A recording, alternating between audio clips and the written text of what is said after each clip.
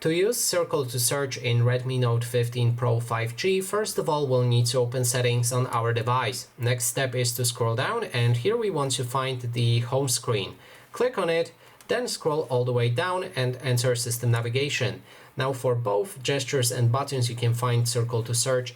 In buttons you can find it right here, press and hold home button and call out Circle to Search. For gestures you will need to scroll down, and then there's the press and hold full screen indicator to activate Circle to Search. Now let's move to the buttons and call out our Circle to Search by clicking and holding this dot.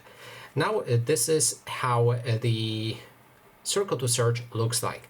You can use it for all sorts of things, so it captures your entire screen. So for example, if there's text on it, you can click on the Translate button to translate any text seen on the screen into the specific language you want to use. It will automatically detect the specific language for that text.